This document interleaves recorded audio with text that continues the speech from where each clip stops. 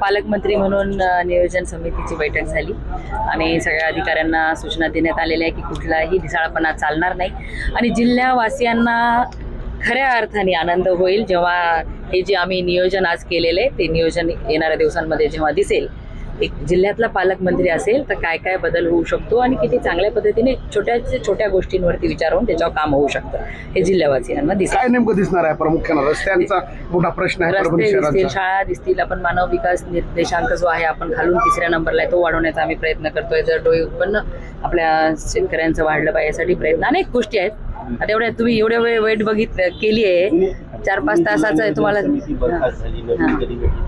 लवकरच होईल, नवीन पण लवकर होईल. सगळ्या समित्या कमिट्या 12वीच्या परीक्षा होणार आहेत आणि जिल्ह्यामध्ये नियंत्रण होईल आणि डायरेक्ट 12वीला गेल्यानंतर जेव्हा म्हणजे पहिलीपासूनच शिक्षणाकडे दुर्लक्ष होतं तेव्हा कॉप्या कराव्या लागतात. म्हणून दर्जेदार शिक्षण जिल्हा परिषदमध्ये शिकणाऱ्या प्रत्येक विद्यार्थ्याला मिळायला पाहिजे याच्यासाठी जातीने लक्ष दिलं जाईल आणि ह्या कॉपी सुद्धा कंट्रोल केल्या जातील.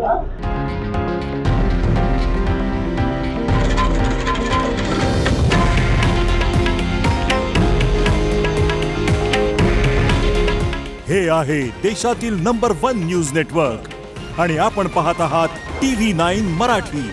काळजी तुमची, हित महाराष्ट्राचं.